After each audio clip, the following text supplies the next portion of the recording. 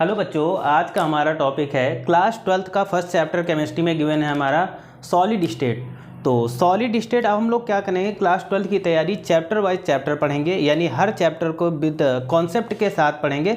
तो first chapter हमारा आ जाता है क्लास 12th केमिस्ट्री में सॉलिड स्टेट। ठीक है, तो अब हम सॉलिड स्टेट का पार्ट 1 पढ़ेंगे, यानी स्टार्टिंग से आज हम लोग सॉलिड स्टेट को स्टार्ट करते हैं। ठीक है, तो सबसे पहले सॉलिड स्टेट की डेफिनीशन हम लोग देख लेते हैं। सॉलिड स्टेट की डेफिनीशन क्या गिवन है इसमें, तो बताया गया है a true solid may be defined as a matter which processes rigidity, definite shape, definite volume, long range of order. ठीक है, तो अगर हम सॉलिड स्टेट की बात करेंगे तो सॉलिड स्टेट में क्या होगा, ट्रू सॉलिड में भी, यानी हमारा जो ट्रू सॉलिड होगा वो कैसा होगा, उसमें क्या होगा, एक उसका डेफिनाइट शेप होगा, डेफिनाइट वॉल्यूम होगा और लार्ज रेंज ऑफ ऑर्डर होगा। ठीक है, तो ये सारी चीज़ें जिसमें दिखाई देंगी वो हमारा क्या हो जाएगा, एक ट्रू सॉलिड हो जाएगा। ठीक है, उसके बाद में देख लेते हैं जनरल कैरेक्टरिस्टिक्स ऑफ सॉलिड, यानी कुछ सॉलिड स्टेट के कैरेक्टर्स। ठीक है, क्या है पहला कैरेक्टर, पॉइंट फर्स्ट की बात कर लेते हैं, they have definite volume and shape. अगर हम सॉलिड स्टेट की बात कर लेते हैं तो सॉलिड स्टेट में क्या होता है कि इनका जो वॉल्यूम होता है और जो शेप होता है वो डेफिनाइट होता है। ठीक है, फर्स्ट पॉइंट को हमने समझ लिया। अब दूसरा पॉइंट इसमें क्या दिया है, इंटरमॉलिक्यूलर डिस्टेंसेज आर शॉर्ट। देखो इंटरमॉलिक्यूलर डिस्टेंसेस, यानी अगर कोई मॉलिक्यूल है, ठीक है, ये मॉलिक्यूल है, अब इस मॉलिक्यूल यहाँ जैसे मान लेते हैं ये यहाँ पर कई सारे ये जो मॉलिक्यूल हैं, ये ऐसे इस तरीके से जो मॉलिक्यूल हैं, ठीक है, इन मॉलिक्यूल के बीच में जो इंटरमॉलिक्यूलर डिस्टेंसेस हैं, ये जो डिस्टेंसेस होगी वो क्या होंगी, इसमें बहुत ही कम होंगी, यानी शॉर्ट होंगी। अगला point, their constituent particles have fixed position. देखो इसमें क्या होता है, कोई सॉलिड होता है, उस सॉलिड का क्या होगा, जो कॉन्स्टिट्यूएंट पार्टिकल होगा, कॉन्स्टिट्यूएंट पार्टिकल का मतलब होता है एटम, मॉलिक्यूल वगैरह, है ना। तो ये क्या होते हैं कि इनकी जो पोजीशन होती है वो फिक्स्ड होती है, यानी एक निश्चित पोजीशन होती है कह सकते हैं। And they can only oscillate about their mean position. ठीक है, तो इनका क्या होता है कि इनका जो पोजीशन होता है वो फिक्स होती है, मतलब ये जिस पोजीशन पे फिक्स होते हैं वहीं पर ये रहते हैं। ठीक है, एक फिक्स पोजीशन पर ही रहते हैं। जैसे किसी चीज़ को, जैसे चेयर को हम क्या कर देते हैं, एक फिक्स पोजीशन पे रख देते हैं तो वो वहीं रखी रहती है। वैसे ही क्या होता है कि जो सॉलिड स्टेट के कॉन्स्टिट्यूएंट होते हैं वो भी एक फिक्स पोजीशन में रहते हैं। ठीक, नेक्स्ट पॉइंट है, they are incompressible and rigid. देखो ये इनकम्प्रेसिबल होते हैं और रिगिड भी होते हैं हमारे। ठीक है, अगला पॉइंट क्या होता है कि सॉलिड हैव हाई डेंसिटी। जो हमारे सॉलिड होते हैं उनकी डेंसिटी क्या होती है, बहुत ही ज़्यादा हाई होती है। ठीक है, आगे देख लेते हैं। आगे दिया गया है कि classification of solid.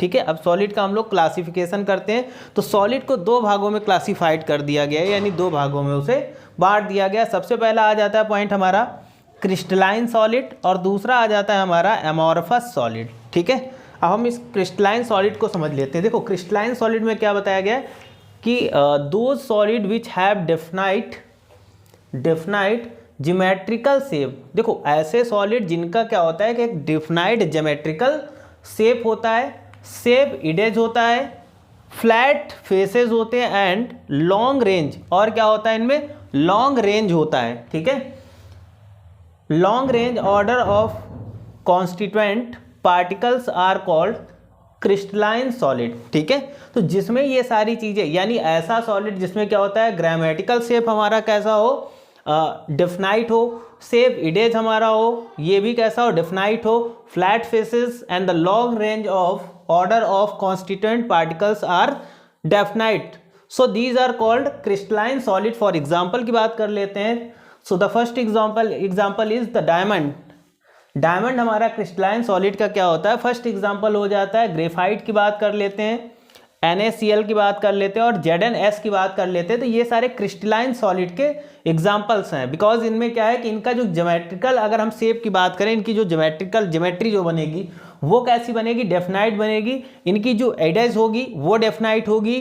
Flat faces की बात कर लेते हैं, वो भी डेफिनाइट होगा। Long range of order and the constituent particle, ठीक है, यानी किसी भी कॉन्स्टिट्यूएंट पार्टिकल की अगर ये सारी चीज़ें क्या होंगी, ये सारी चीज़ें कैसी होंगी, अगर डेफिनाइट होती हैं तो वो हमारा क्या हो जाता है, क्रिस्टलाइन सॉलिड हो जाता है। और इसका एग्जांपल हमारा बहुत ही अच्छा एग्जांपल है, जैसे डायमंड, ग्रेफाइट और NaCl एंड ZnS की बात कर लेते हैं, ठीक है। तो ये हमारा क्रिस्टलाइन सॉलिड के बारे में हो गया। अब हम लोग चलते हैं एमॉर्फस सॉलिड की बात कर लेते हैं। देखो यहाँ पर एमॉर्फस सॉलिड क्या होता है, दो solid which do not have regular arrangement of its constituent particles called amorphous solid. देखो एमॉर्फस सॉलिड क्या होते हैं कि ऐसे सॉलिड जिनके कॉन्स्टिट्यूएंट पार्टिकल्स क्या होते हैं, देर रेगुलर अरेंजमेंट नहीं होता है, ठीक है, यानी ऐसे सॉलिड जिनके कॉन्स्टिट्यूएंट पार्टिकल का रेगुलर अरेंजमेंट नहीं होता वो हमारे एमॉर्फस सॉलिड हो जाते हैं। इनका एग्जांपल हमारा आ जाता है जैसे glass, rubber, glue and plastic. So these are the example of amorphous solid, ठीक है। तो ये हमारा एमॉर्फस सॉलिड होता है और ये हमारा क्रिस्टलाइन सॉलिड होता है, ठीक है। तो ये अभी हम लोग सॉलिड स्टेट में कुछ बेसिक चीज़ें पढ़ रहे हैं, यानी बेसिक का मतलब हमने अभी सिर्फ चैप्टर को स्टार्ट किया है, ठीक है, अभी इसमें और भी बहुत कुछ पढ़ना है। तो ये बेसिक रहा, अब हम लोग आगे देखते हैं।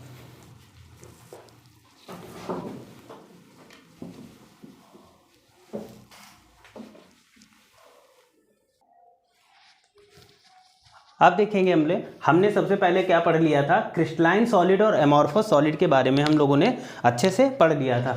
अब इन दोनों में हमारा क्या होगा, इनमें डिफरेंस क्या होते हैं, अब उसको हम आइए पढ़ते हैं। देखो सबसे पहले डिफरेंस की बात कर लेते हैं। तो डिफरेंस क्या होगा, अगर हम बात कर लेते हैं क्रिस्टलाइन सॉलिड की, तो क्रिस्टलाइन सॉलिड में क्या होता है, डेफिनाइट ज्योमेट्रिकल शेप। अगर हम क्रिस्टलाइन सॉलिड की बात कर लेते हैं तो इनका जो शेप हो, ज्योमेट्रिकल शेप होता है, वो कैसा होता है, वो डेफिनाइट होता है। बट वहीं पर अगर हम एमॉर्फस सॉलिड की बात कर लेते हैं तो ये क्या होते हैं, ये इरेगुलर शेप में होते हैं, ठीक है, इनका डेफिनाइट शेप नहीं होता, ये इरेगुलर शेप में होते हैं। हमारे एमॉर्फस सॉलिड की बात कर लेते हैं, आगे देखिएगा। सेकेंड पॉइंट दिया गया है कि they have a definite and characteristics enthalpy of fusion. देखो अगर हम बात करते हैं क्रिस्टलाइन सॉलिड की, तो इनमें क्या होता है कि इनके पास definite characters enthalpy of fusion होता है, ठीक। वहीं पर अगर हम बात कर लेते हैं एमॉर्फस में, तो they do not have definite enthalpy of fusion, यानी एमॉर्फस के पास हमारा जो एंथैल्पी ऑफ फ्यूजन होता है वो डेफिनाइट नहीं होता, लेकिन हमारे क्रिस्टलाइन के पास होता है। आगे बात करते हैं, थर्ड पॉइंट की बात कर लेते हैं। तो ये क्या होता है, अगर हम क्रिस्टलाइन सॉलिड की बात कर लेते हैं तो ये ट्रू सॉलिड होते हैं हमारे, मतलब हमारे ये ट्रू सॉलिड होते हैं। लेकिन अगर वहीं पर एमॉर्फस सॉलिड की बात कर लेते हैं तो ये सुपर कूल्ड लिक्विड्स होते हैं हमारे, ठीक है। एमॉर्फस क्या होते हैं, सुपर कूल्ड लिक्विड्स होते हैं। आगे देख लेते हैं, अगर हम बात कर लेते हैं 4 पॉइंट की, तो लॉन्ग रेंज ऑर्डर, जो हमारे क्रिस्टलाइन सॉलिड होते हैं उनका जो रेंज ऑर्डर होता है वो थोड़ा सा लॉन्ग होता है, ठीक है। लेकिन वहीं पर अगर हम एमॉर्फस सॉलिड की बात कर लेते हैं तो ओनली शॉर्ट रेंज ऑर्डर, यानी इनके पास क्या होता है, शॉर्ट रेंज ऑर्डर होता है और इनके पास क्या होता है, लॉन्ग रेंज ऑर्डर होता है। ये डिफरेंस है दोनों में, एमॉर्फस और क्रिस्टलाइन सॉलिड में। नेक्स्ट पॉइंट देख लेते हैं, melt at a particular temperature, यानी अगर हम क्रिस्टलाइन सॉलिड की बात करते हैं तो ये क्या होते हैं, इनको हम मेल्ट कर सकते हैं इनके पार्टिकुलर टेम्परेचर पे। बट अगर वहीं पर बात कर लेते हैं हम लोग एमॉर्फस की, तो ये क्या होते हैं, melt over a range of temperature, ठीक है, melt over range of temperature, यानी जब इनमें क्या होगा कि हम अगर किसी भी एमॉर्फस सॉलिड को हीट करेंगे या गर्म करेंगे तो मेल्ट करेंगे, तो ये ओवर रेंज ऑफ टेम्परेचर, यानी टेम्परेचर के ओवर रेंज पर जाएंगे।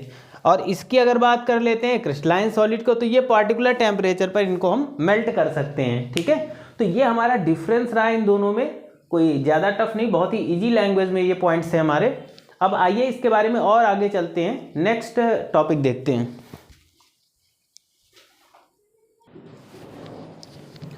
आगे हम पढ़ेंगे क्लासिफिकेशन ऑफ क्रिस्टलाइन सॉलिड। अब हम लोग क्या करेंगे, क्रिस्टलाइन सॉलिड का क्लासिफिकेशन देखेंगे, ठीक है।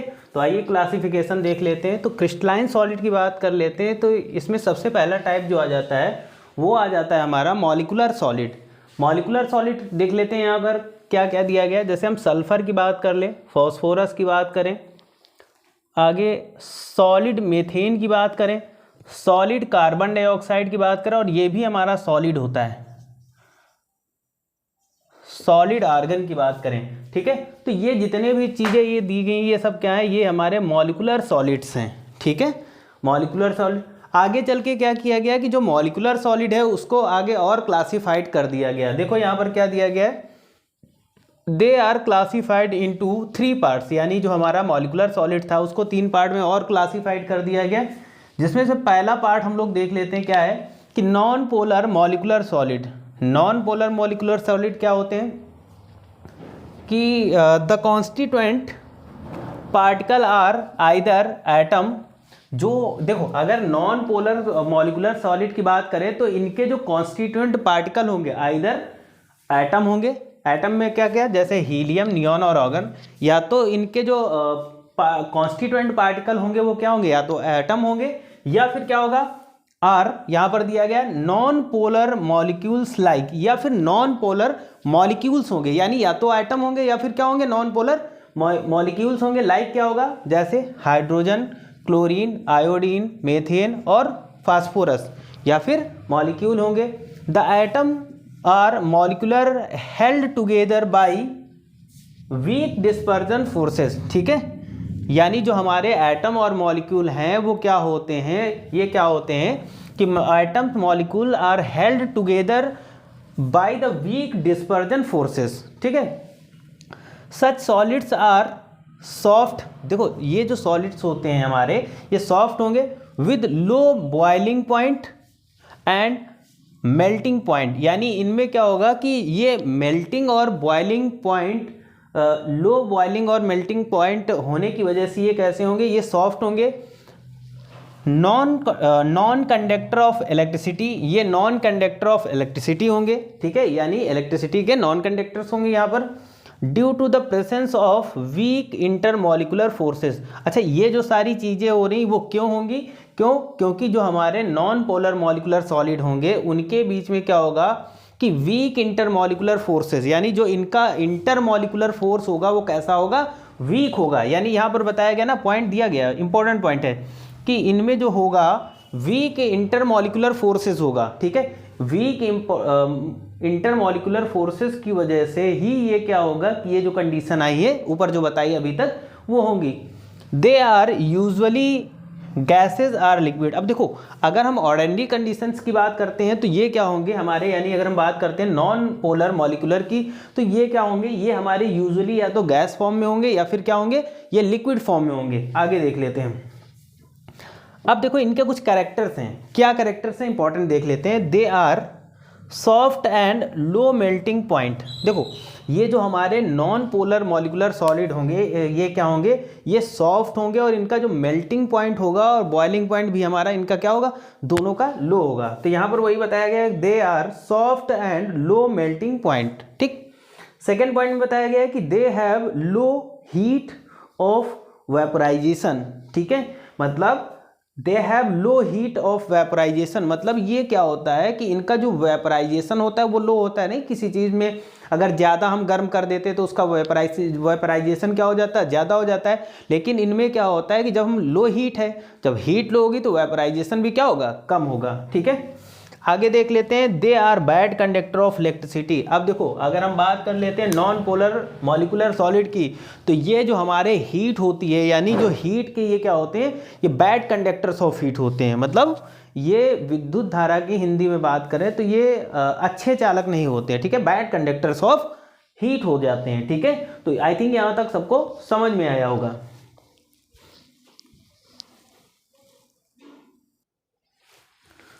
बच्चों आगे पढ़ेंगे हम लोग पोलर मॉलिकुलर सॉलिड, ठीक है। अब हम लोग पोलर मॉलिकुलर, इससे पहले हम लोगों ने नॉन पोलर मॉलिकुलर सॉलिड के बारे में पढ़ लिया, अब हम लोग क्या पढ़ेंगे, पोलर मॉलिकुलर सॉलिड के बारे में। देखो इसमें क्या होता है, the constituent particles are polar molecule like HCl, SO2, NH3, ठीक है। इसमें क्या होगा, जो कॉन्स्टिट्यूएंट पार्टिकल्स होंगे वो हमारे क्या होंगे, पोलर मॉलिक्यूल होंगे। जैसे हमारा HCl हो गया पोलर मॉलिक्यूल है, सल्फर डाइऑक्साइड हो गया पोलर मॉलिक्यूल है आपको पता है, और NH3 भी हमारा पोलर मॉलिक्यूल है। ठीक है, आगे और कुछ इंपॉर्टेंट पॉइंट इसके बारे में जान लेते हैं कि यहां पर होगा they contain polar covalent bond, यानी पोलर मॉलिक्यूलर जो सॉलिड होंगे वो क्या, हमेशा याद रखना, वो पोलर कोवैलेंट बॉन्ड कंटेन करेंगे। जैसे HCl के बीच में देखो, HCl के बीच में यहाँ पर ये जो बॉन्ड बनेगा ये पोलर बॉन्ड बनेगा। ठीक है, तो पोलर मॉलिक्यूलर सॉलिड हमेशा क्या बनाएंगे, पोलर कोवैलेंट बॉन्ड ही बनाएंगे। आगे देख लेते हैं next point, atoms have partial positive और नेगेटिव चार्ज। देखो यहाँ पर जो एटम होगा या तो उसके पास पॉजिटिव चार्ज होगा या फिर क्या होगा, नेगेटिव चार्ज होगा। ठीक है, नेक्स्ट पॉइंट क्या है, their melting points are high. देखो पोलर मॉलिक्यूलर सॉलिड की बात करें तो इनका जो मेल्टिंग पॉइंट होता है वो हाई होता है, जबकि नॉन पोलर मॉलिक्यूलर सॉलिड की बात कर लेते हैं तो उनका जो मेल्टिंग पॉइंट वो कैसा था, वो लो था।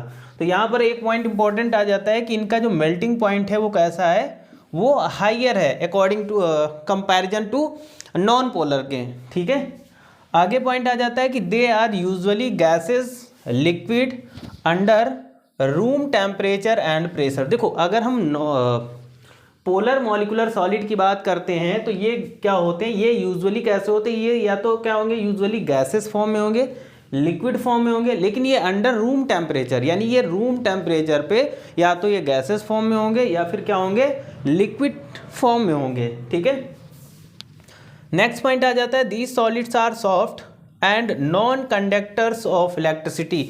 ये जो हमारे पोलर मॉलिक्यूलर सॉलिड होते हैं ये कैसे होते हैं, ये सॉफ्ट होते हैं और नॉन कंडक्टर्स ऑफ इलेक्ट्रिसिटी होते हैं। ठीक है, इसमें कैरेक्टर्स की बात कर लेते हैं। कैरेक्टर्स कई सारे जो हमें इंपॉर्टेंट पॉइंट लगा वही हमने यहाँ पे नोट करवाया आपको कि they have relatively higher heat of evaporation. ठीक है, हायर हीट ऑफ इवेपोरेशन मतलब नॉन पोलर का यहाँ पर अपोजिट होगा, यहाँ पर क्या, हायर हीट ऑफ इवेपोरेशन। जैसे एग्जांपल की बात कर लेते हैं यहाँ पर solid sulphur dioxide, solid NH3। ठीक है, तो ये हमारा था polar molecular bond, polar molecular solid था, बॉन्ड नहीं था।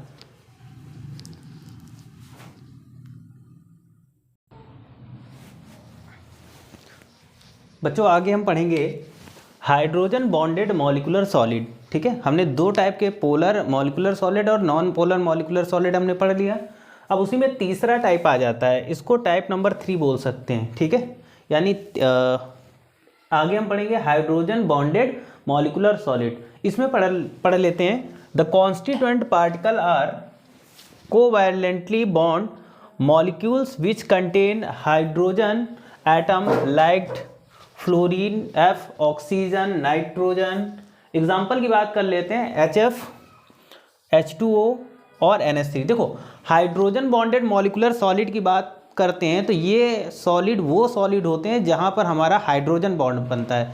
हाइड्रोजन बॉन्ड का मतलब क्या होता है कि जब हाइड्रोजन किसी हाईली इलेक्ट्रोनेगेटिव एलिमेंट के साथ में क्या करता है, बॉन्ड बनाता है, तो उसे हम लोग बोलते हैं हाइड्रोजन बॉन्ड। अब देखो यहाँ पर हाईली इलेक्ट्रोनेगेटिव एलिमेंट्स कौन कौन से हैं, हमारा फ्लोरीन, ऑक्सीजन और नाइट्रोजन। जैसे देखो एग्जाम्पल की बात करें HF, देखो HF के बारे में बताया गया, तो देखो H और F। ठीक है, तो यहाँ पर देखो ये हाइड्रोजन बॉन्ड बनना है ना।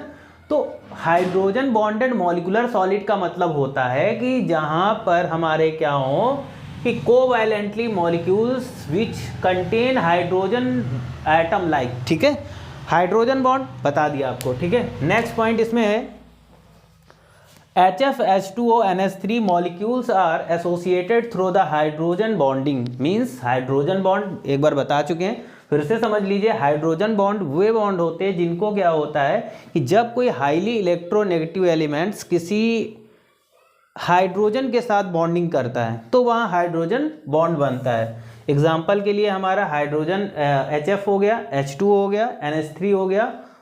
नेक्स्ट पॉइंट आ जाता है कि there are strong intermolecular forces attraction due to the presence of hydrogen bond. एक चीज़ आपको और पता होनी चाहिए कि जहाँ पर हमारे हाइड्रोजन बॉन्ड बनते हैं वहाँ पर जो इनका इंटरमॉलिक्यूलर फोर्स होते हैं, ठीक है, वो इंटरमॉलिक्यूलर फोर्सेस का जो अट्रैक्शन होता है बहुत ही ज़्यादा होता है, ठीक है।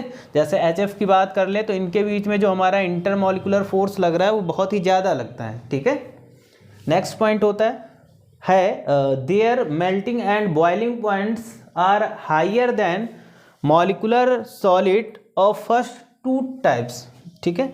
पहले जो 2 टाइप के हमने मॉलिक्यूलर सॉलिड पढ़ लिए उनसे ज़्यादा इनका जो मेल्टिंग और बॉइलिंग पॉइंट हाई होता है, यानी पोलर मॉलिक्यूलर सॉलिड और नॉन पोलर मॉलिक्यूलर सॉलिड से ज़्यादा इनका मेल्टिंग और बॉइलिंग पॉइंट होता है। नेक्स्ट पॉइंट देख लेते हैं, soft solid at room temperature and pressure. देखो ये सॉफ्ट सॉलिड होते हैं हमारे रूम टेम्परेचर और प्रेशर पर। नेक्स्ट आ जाता है पॉइंट इसमें, नॉन कंडक्टर्स ऑफ इलेक्ट्रिसिटी। ये इलेक्ट्रिसिटी के क्या होते हैं कि ये इलेक्ट्रिसिटी के नॉन कंडक्टर्स होते हैं, ठीक है। तो आज का लेक्चर इतना ही रखते हैं, आगे नेक्स्ट पार्ट में हम लोग इसके आगे और कंटिन्यू करेंगे, ठीक है।